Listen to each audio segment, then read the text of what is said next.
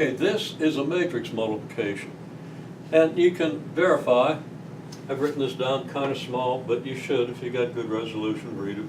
But it's 2x plus 3y equals 1, x minus 2y equals negative 2. That negative 2 might be a little hard to read, but that's what we have here. Okay, that's the system. How do we write that as a matrix product? Well, we were over that, last week.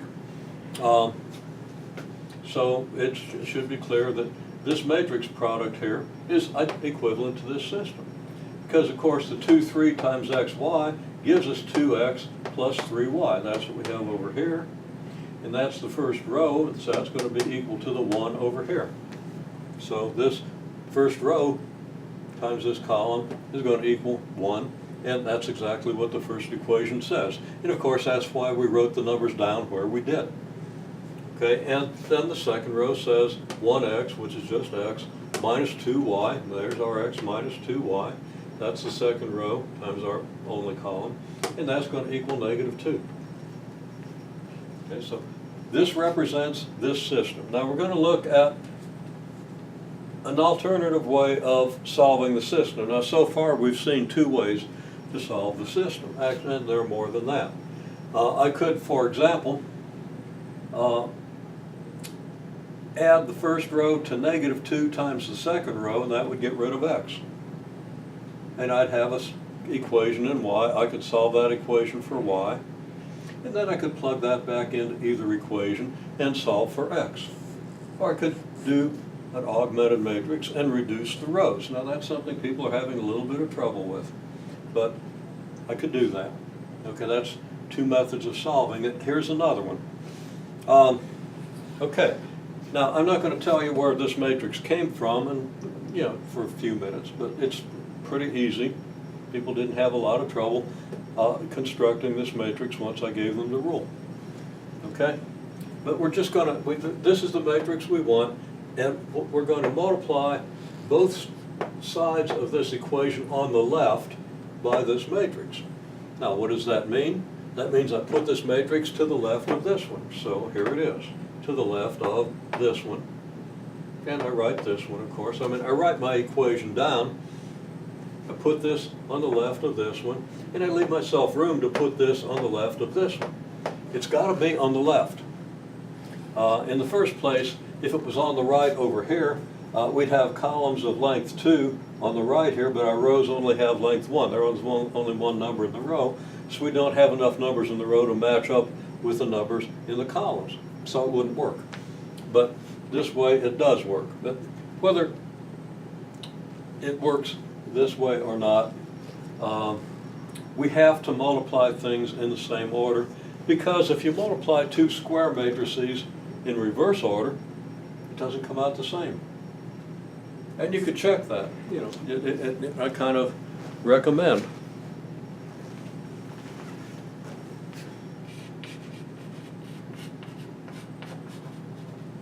Check that the product 2, 1, negative 1, 3 times 5, 7, negative 9, 2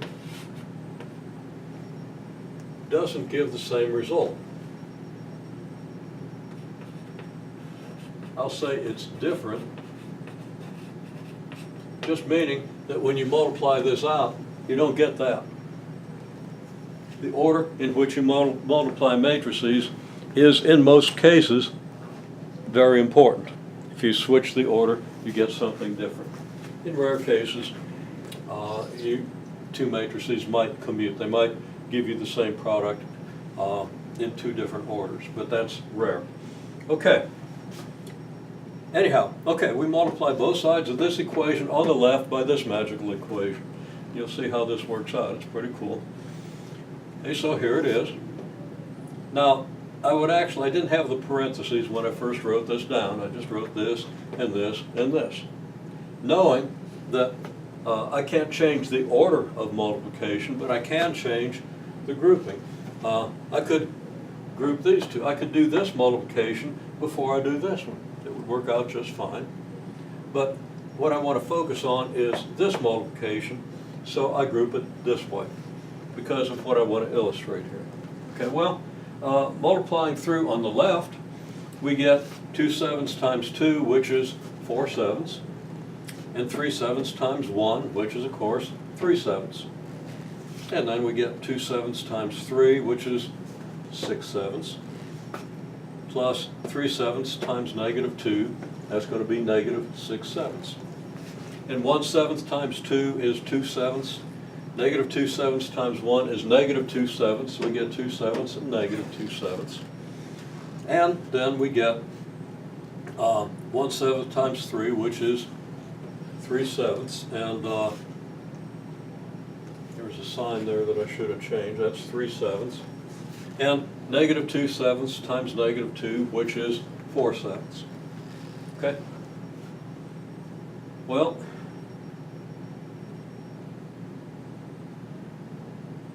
that's got to be equal then. Now let's just look at this for a minute though. Now these are 4 different numbers. They're kind of bunched up here, but I have first row here, 2 numbers in this row. In this parentheses I have 1 number. In this parentheses I have a set of parentheses. I have another number. Now I should have more space between them, but I didn't have a lot of room. Actually I could have grabbed a little more room there. But this is a number in the first column.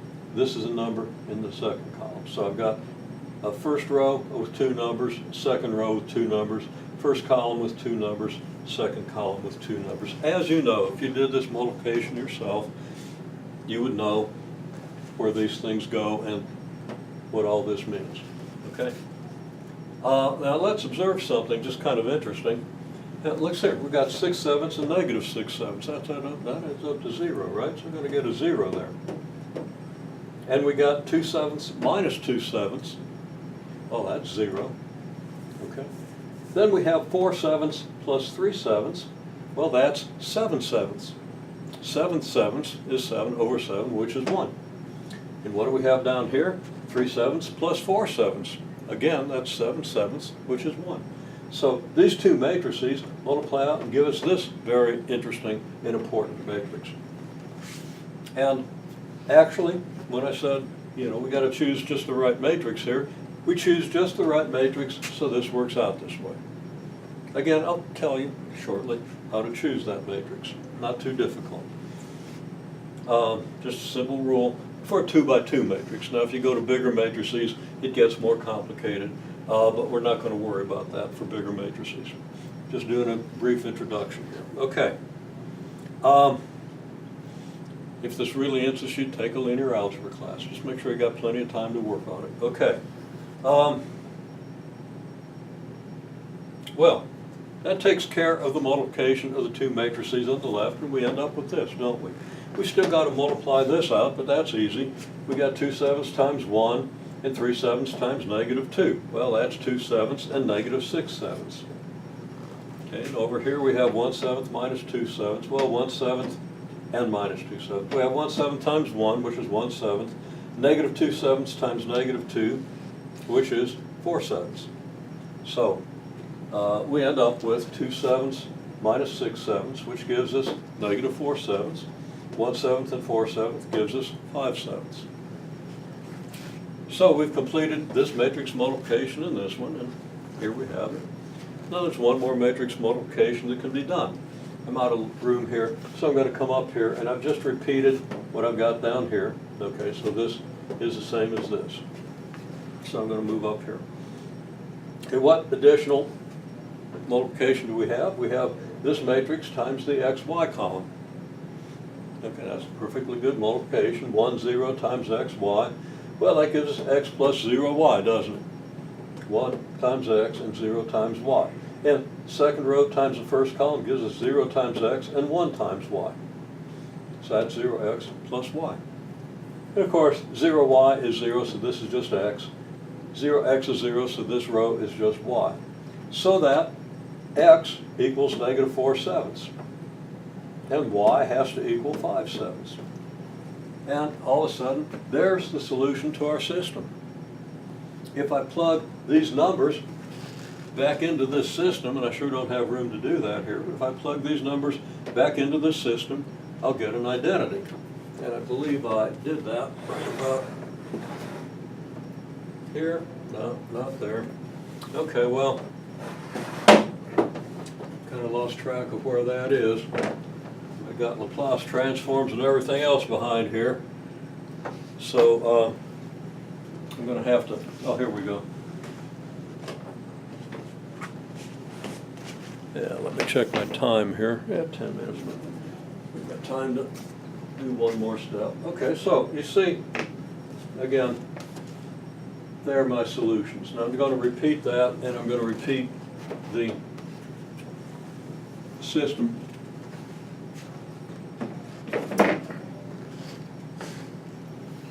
Okay, I just state that this matrix product we have represents this system, same system you saw before. And the solution should be this from solving the matrix equation. Okay, this is what we get from the solution to the matrix equation. Well, we plug that into the system.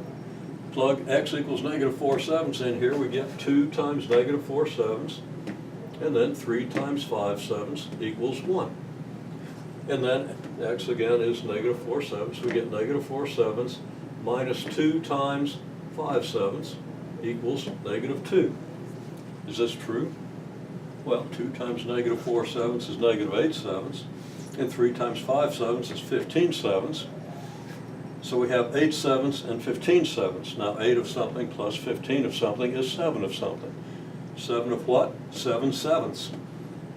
Okay? And that is equal to 1, so this does equal 1, so we can check this one as having confirmed our solution. And then we can do the same thing here. The -2 times 5/7 gives us -10/7. -4/7 and -10/7 gives us -14/7, which is equal to -2, so this is equal to -2. That checks, and we see that our matrix solution actually solved the system. Other ways to solve the system, but this is one of them, and it's very important.